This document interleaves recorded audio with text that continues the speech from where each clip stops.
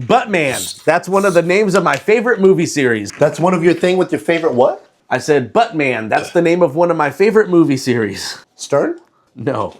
My dad had a porno back when I was Maceo's age. And it was like The Adventures of Buttman or something like that. No, but I remember, because I was a pervert as a child, so I was constantly we'll talk about that. Oh, wait, are you rolling already? I wonder. Okay. My father... Welcome to the show, maybe. Hi, I'm Chris Lujan. And I'm Bindu. This is the I Ams. Do you have your We'll coffee? see where this goes. I have my coffee. All right.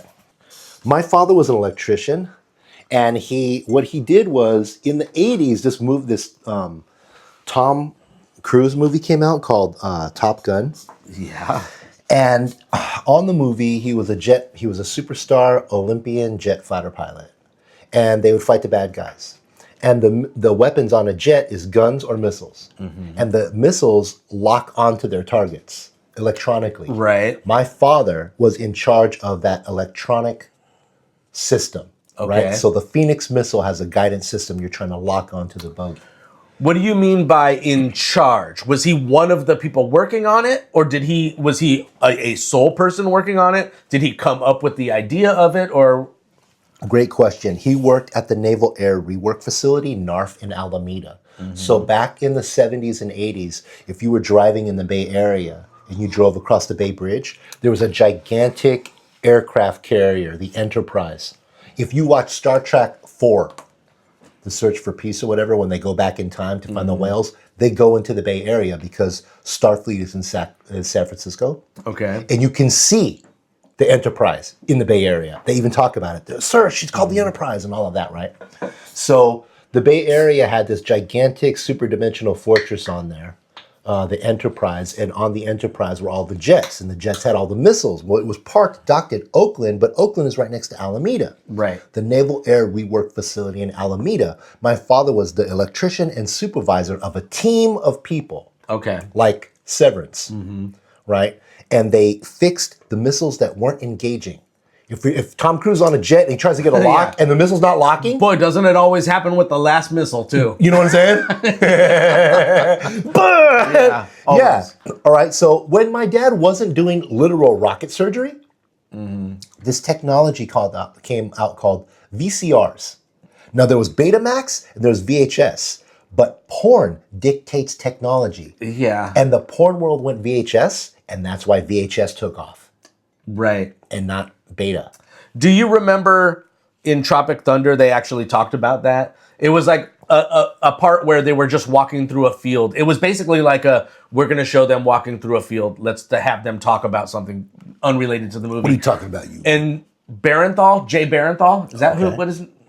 I've only seen it once. Is that even who the actor is? I saw it once and I laughed so hard. I'm like, this. Yeah, he's walking behind Robert Downey Jr. talking about basically exactly what you just said. The porn industry, beta, whatever. And he's telling that to, clearly, Robert Downey Jr.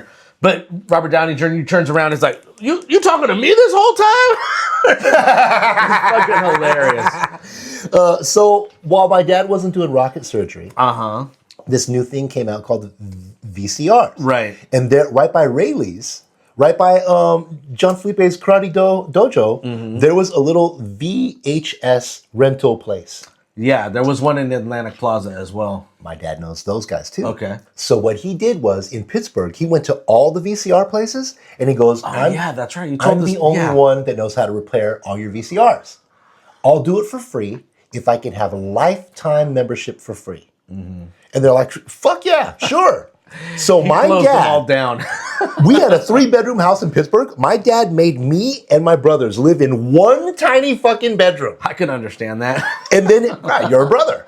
Well, and also I have a recording studio at home, so it's like, you kind of need that room now. Correctamundo. So now my dad has all these VCRs and shit that he's repairing, but because of that, he bought a VCR, the tip of the top, cream of the crop, and he convinced our next door neighbor, who later became my stepdad. That's a whole nother story, right? Jerry, right? And so they both had the exact same fucking VCR. And so my dad, while he's repairing VCRs, he's renting tapes. Right. Dubbing them. Right. and creating the exact same catalog as the VCR places. So going through the 80s, people would come to my house because I had the VCR store. Yeah. The whole VCR store, including... Was he selling them? No. Bragging. How dope he was, right? Yeah. Before BINDU. Because you had a library. Yeah, it was Arturo BB before BINDU. And so we had a library, but not only that, the cardboard fucking cutouts. I had Freddy Krueger Part 2. Why would you have those? Because they would, after they were done, like, time is up, this one has passed by, we have to put out the next movie. Correct. Okay. Oh, what are you doing with So them? you would get them after the fact, kind of. Yep.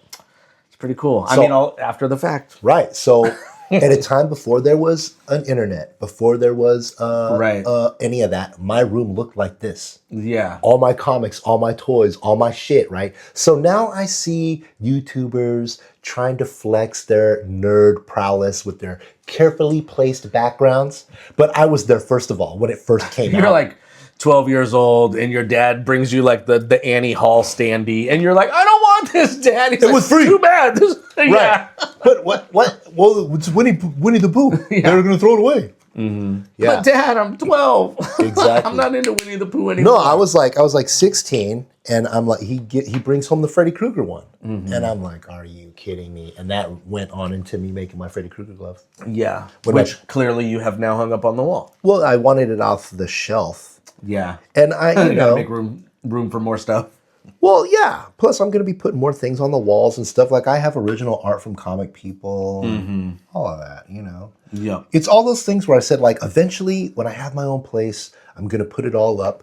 And then life just never calms down. I mean, you're right, because in my garage, I have like a Tupperware, a tote, one of those plastic boxes that has all kinds of like cool shit in it that means something to me. Right. Right. That like, there was a moment that I had a studio where I had a lot of it on display. But then of course, like, you put stuff on a shelf, you put stuff like this on a shelf, no matter how strategic it is, just dusty as shit, Right. So it always got dusty. I have to clean this once a month. Or Yeah. It looks like haunted house. So I do have all kinds of cool stuff, like rare CDs that mean a lot to me. The Love and Hate compilation CDs, I'll just tell you what it is, and Bag of Goodies, those two compilations. You had those figures. Yeah, I have the adaptation in action figures, I believe they're called. Dude, man. When you put me on adaptation, that was the thank you for me putting you on John Malkovich. What a great movie. Yeah. I've got the whole Reservoir Dogs 5-piece set, which was rare at the time. Yeah, they're still in the what do they call them? Clamshell? Is that what they call them? Never removed from box. Yeah, that shit. I've got including the Quentin Tarantino one. I mean, but I like Orange?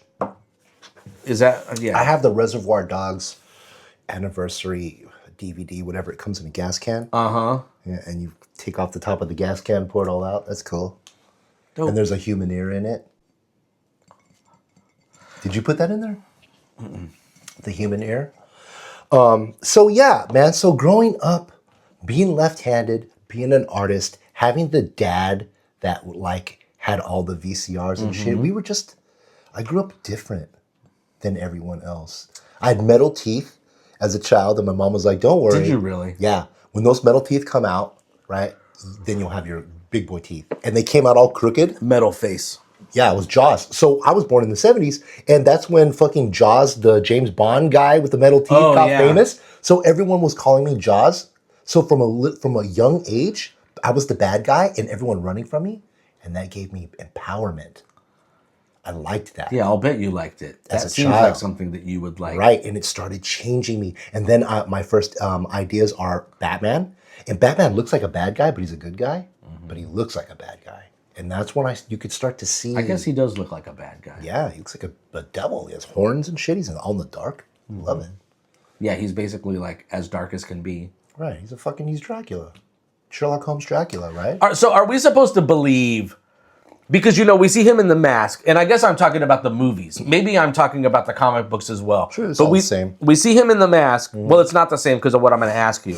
We see him in the Mask. Right. And from... What is it? From like above his lip down is just skin tone. Right. Right? But in the eye holes, it's like blue. Is he like painting around his eyes blue? For sure. Is that what's going on? Yeah. That is dumb. Yeah. So they addressed that in the newest Batman. Did they really? Yeah. So instead of him being Batman going around from place to place looking for crimes, he's on a motorcycle. He has a motorcycle helmet on and he has the makeup on already. So when he starts to see a crime, he'll park the bike and put the fucking suit on.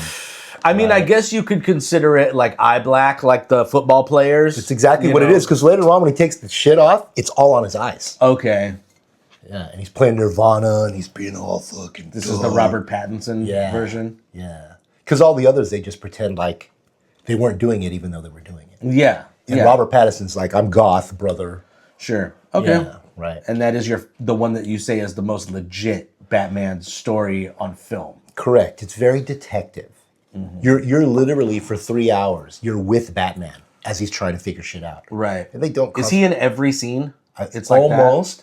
And he doesn't concentrate on Bruce Wayne. He doesn't think Bruce Wayne's important, which is important in the movie itself. Okay. Because his butler is just like, motherfucker, you're not paying attention to the millionaire part, and you're losing all the millionaire. You can't do this Batman shit without the millionaire. Yeah. Put on a suit and some cufflinks, motherfucker. Go be a millionaire. Back to VHS. Yeah. When VHS first happened, see, like I went to the one, my grandmother was the first one to have a VCR in the family, I think. And so we went. Press the button and it comes out of the top. Yeah. Yeah. So, yeah. Yeah. Because you couldn't sneak porn in because this shit was so loud. What are you doing in there? Yeah. I'm building a robot. Fuck. Nothing, just building a robot. So my grandmother went to the one, it was like a RCA store, I believe, in Atlantic Plaza, and they would rent tapes The there. RCA store became a, what's the name of that? You could go in there and buy radio parts. Radio Shack? Radio Shack. Is that what it became? It became Radio Shack, and then Radio Shack disappeared. Anyways, whatever. So when it was the RCA store, they would repair TVs and shit like that. And Correct. Your dad probably had the account, like I think you said. Yes. But she had a VCR from there, and we would rent tapes from there. And this was when maybe they only had 60 to 80 tapes. Right. You know, like not a big selection at all. But for some reason, when VCRs first came out, fucking WWF wrestling. Yep. Right? Not WWE, WWF wrestling. Right, the Hulkster, brother. They had a George the collection Animal of, Steel. They would have a collection of those tapes and then movies. Why was wrestling such a big thing at that point? Yeah, people loved it, man. Dude, when I was in the 8th grade, Hulk Hogan picked up Andre the Giant. Yeah. Picked him up. I mean, I had the big rubber like characters and stuff. Jimmy Superfly Snuka. You know. Yeah. He was my favorite, actually. Of course. The Off the top rope. Ultimate Warrior, right? Yeah.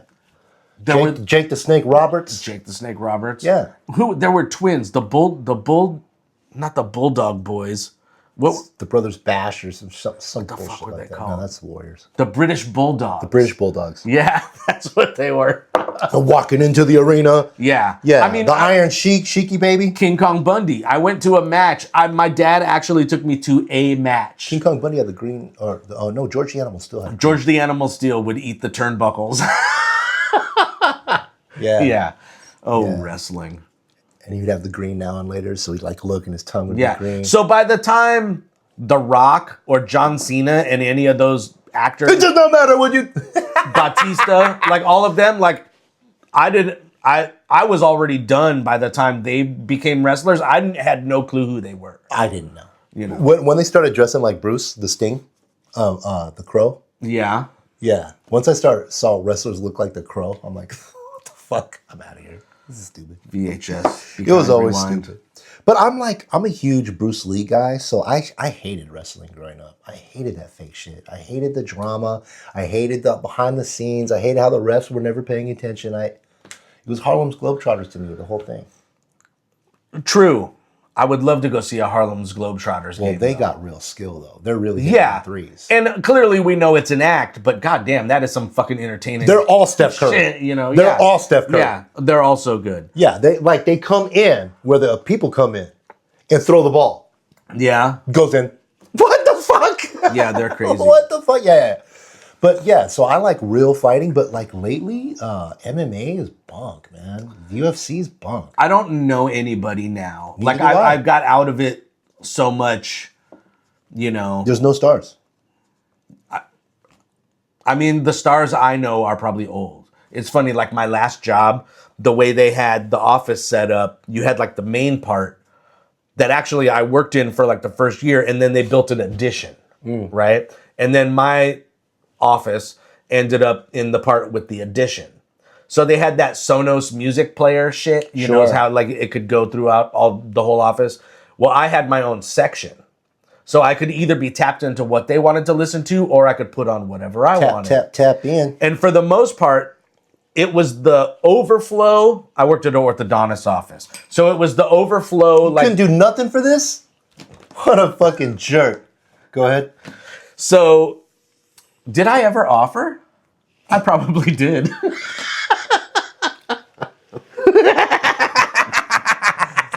I'm gonna pop a blood vessel in his eye. So in our section was kind of the overflow section for the patients, right? So for the most part, there weren't people there until it got crazy there because the guy didn't know how to fucking run a business, let alone a orthodontist office. That's where my section was. So since there were typically, at the beginning, no people there, I would play whatever I want, right? Which would be like L. Michaels Affair, Menahan Street Band, Daptone. You're playing the L. Michaels Affair, but they're covering Wu-Tang shit.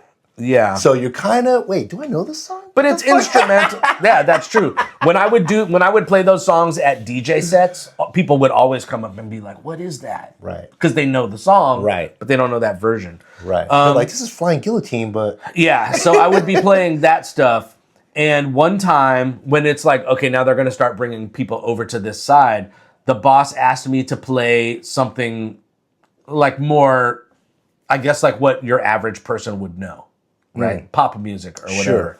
And the way that Sonos worked is like we would kind of go to like Spotify and type in like an artist and then play their radio. So it basically plays all artists like that. Sure. You know? So this is just like 2 years ago. He was like, plays stuff that the people would know, and I'm like, I have no idea what the people would know because even the people I know, like I think, okay, these are pop stars in my mind. Alicia Keys, right? Beyonce even. Like, they're pop stars from decades ago. yeah. They're not modern. I don't know what modern pop is. I know. Other than like Billie Eilish and Doechii. Those are the ones that got to me. But I know.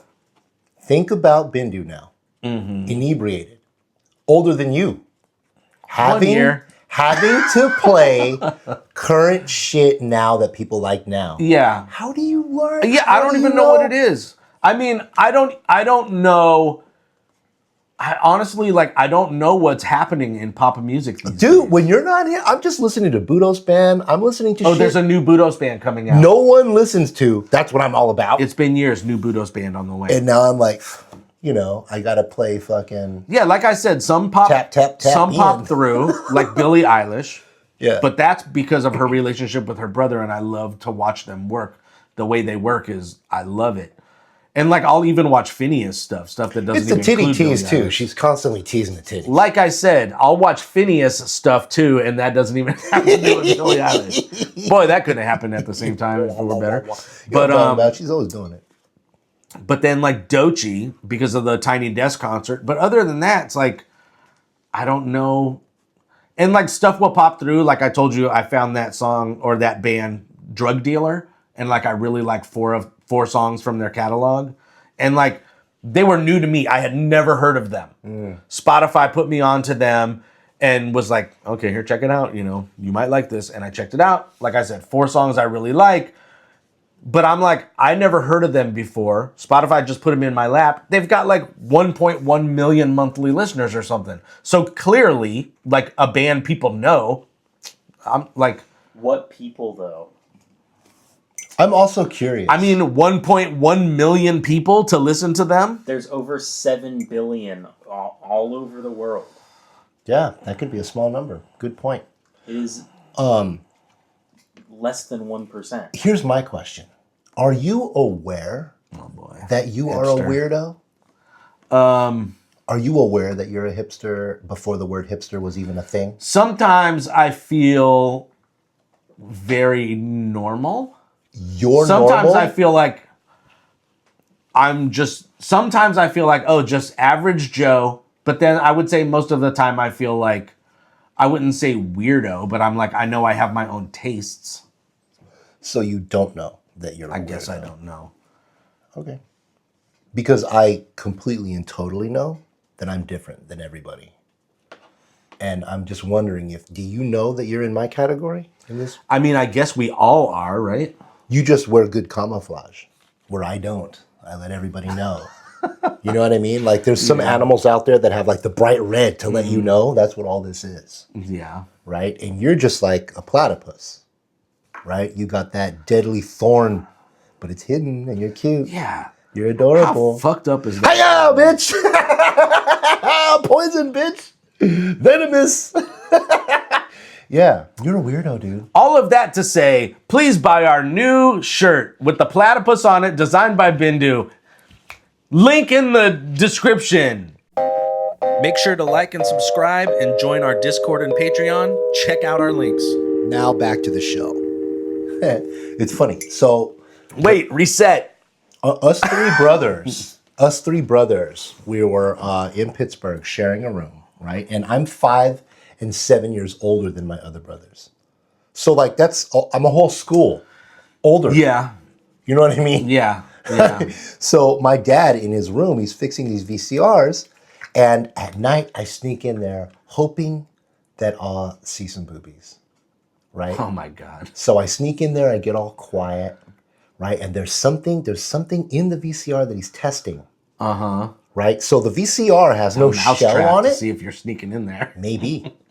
It has no shell on it. No shell on it. Okay. So it's like C-3PO with guts. none of the gold. Yeah. It's all the wires, right? And I'm like, oh shit. British robot. But I can see all the lights are on. For those of you who There's don't a know. tape on the inside, and I can see, let's hit play, right? So you turn on the TV, and back in the 80s, when you turn on a TV, it was a tube. It would go boom. It'd make a sound. Yeah. And you're like, in the middle of the night, that's really loud, right? So back in the day, for everyone that doesn't know, watch that movie Poltergeist from the 80s, and you'll understand what TV was like. Yeah. TV would play until midnight, and then right after the news, or the late show or whatever, Yeah. it would do the national anthem. It'd show you a Snow. cartoon Indian. Right? It would, Yeah. Cartoon Indian. No, it would show you snow, and there would be nothing to watch. So there would be no point for you to be awake at night watching True. TV. Or Yeah, anything. there was nothing on. So it's late at night. Yeah. I'm in the room, and I'm turning on the TV. And there was also only like 5 channels. Right?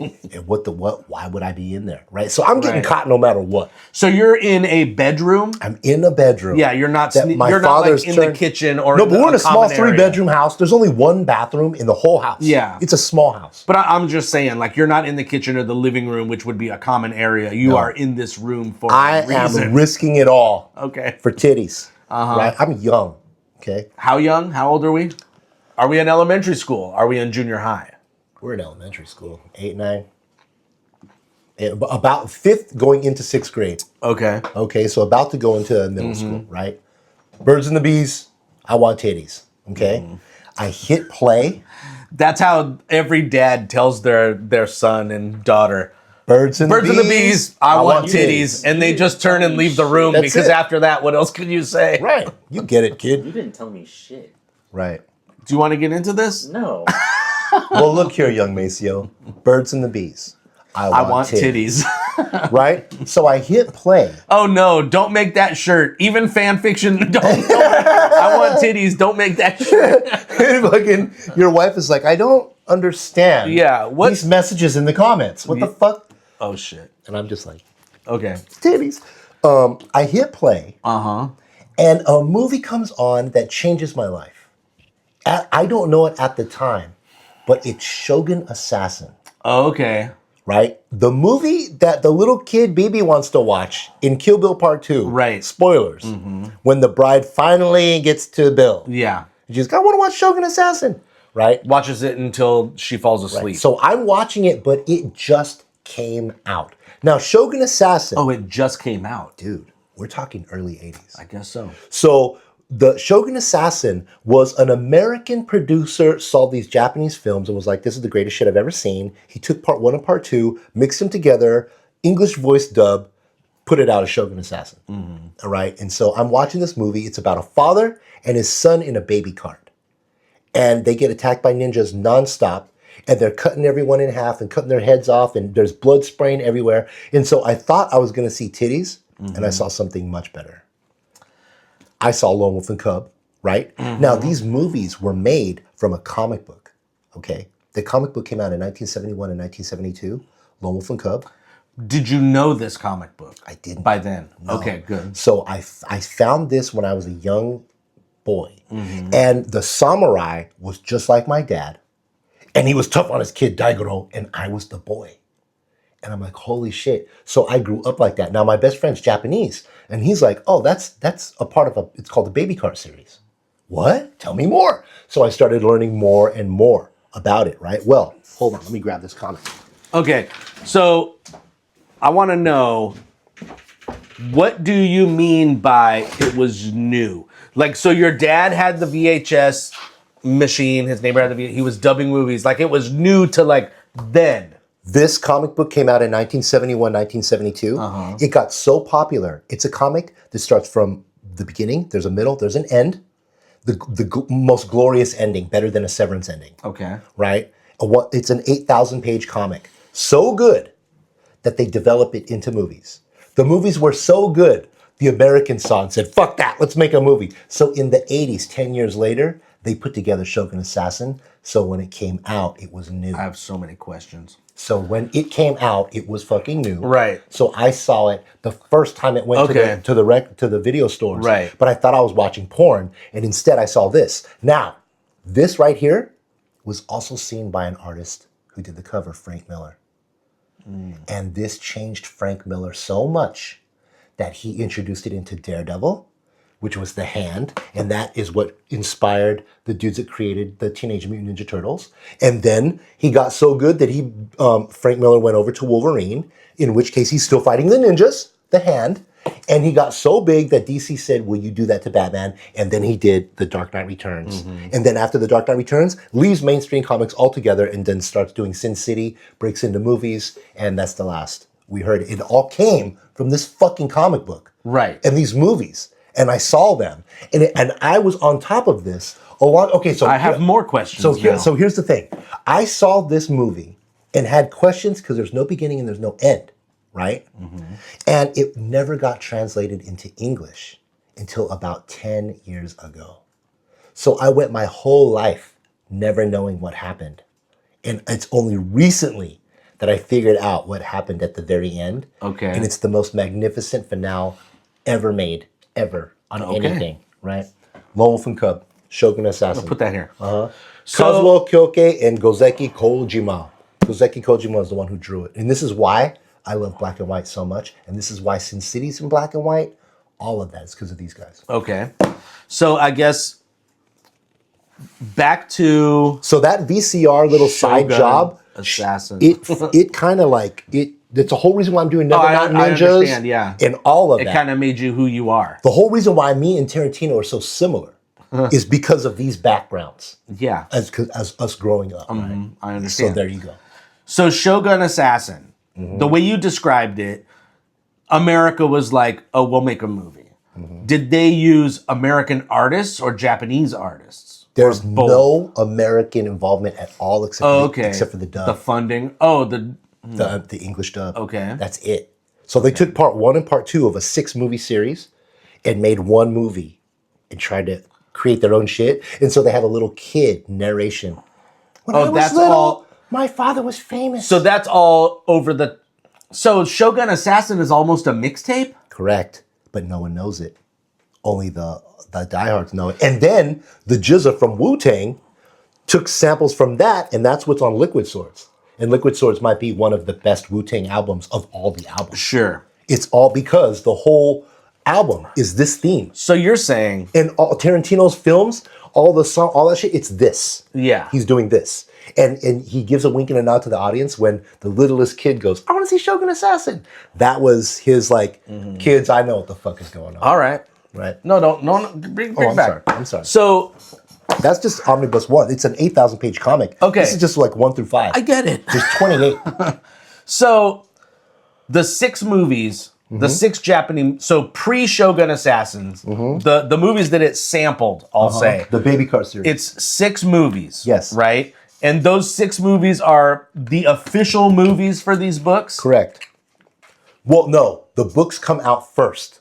Yeah, that's what I'm saying. Yeah, and then they make movies off the books. Yeah, those movies are 100% related to this. Like The Lord of the Rings 100%. is related to Lord of the Rings. 100%. Okay, so then some American watches all of that. Wait, who edited it together into Shogun Assassin? An American producer. Okay, so an American producer sees those 6, says, how are we going to sell 6 movies? Correct. We'll turn this into 1. Right. Edited the shit out of it. Yep. That's why I say sampled. Like took from each one of them, Yep. made one entire story about it. Yep. So is Shogun Assassin official? Yes. It is. It's not canon. It's its own thing because it's so good. He took some shit. What if a DJ took Chris Lujan's music and made a mix so good, even Chris Lujan liked it? That's what they did. That's what Shogun Assassin Okay. is. And now check this out. In Shogun Assassin, the end of the movie, he has to fight the 3 brothers of death, Ben Ra, and it's 3 dudes that know how to fight with gigantic straw hats. So John Carpenter, when he did Big Trouble Little China, Oh my God. that's what that's from. It's from Lone Wolf and Cub. Ben Ra, the 3 masters of death. And me and my brothers have been calling ourselves Ben Ra forever because we're the 3 masters of death. Because our father is fucking... Right. So craziest it was just so good that the people who made the original 6 just had to accept it. Yep. So it kind of Well, not only that, America just does whatever they want. They Well, don't I give a guess fuck. so exactly. So I guess the question is, did the people who made the 6 movies, the original ones, what'd you call it? The cat something? Baby Cart series. Baby Cart? It's a guy pushing around a kid in a baby cart. So the people who made the Baby Cart series, did they know that Shogun Assassin was going to happen? Did they know that that was happening? It's the early 80s. So we were in the like... No internet. People still believed in God. Still Right. people afraid of the devil. I'm pretty So sure... that's what I'm saying. I'm pretty sure they just did it. So yeah, it was like, in that way, it was unofficial. It was just some guy saying, let me just do this shit. But I Yeah. guess it caught on so much that they had to just accept it. But it was... Or I guess if it was just so good. The comic is so good, it's transcended generations and genres. Because it was a comic that made it to a TV series, that made it to movies, but it was so inspiring, it inspired me forever. And it inspired Tarantino, and Tarantino puts it in all of his fucking movies. Yeah. All the Hattori Hanzo, all that bullshit, it's from this. Okay. All of it. And the baby cart, her trying to rescue the kid, all of it, it's all from this one book. But which is funny because The Dark Knight Returns all comes from this book. Daredevil all comes from this book. Right now, there is a Daredevil series on TV right now. Yeah. And it's that Daredevil Born Again, Yes. right? And that is the Frank Miller it's early 80s, immediately after he just got done reading this book. So he includes all the ninjas in that and shit. Yeah, it's all connected, dude. Okay. It's crazy. It's all connected. Yeah. Did I put weed in here? Yeah, man, let's get hot. Do you like this thing? I do. I won't announce it, though, because we're not sponsored.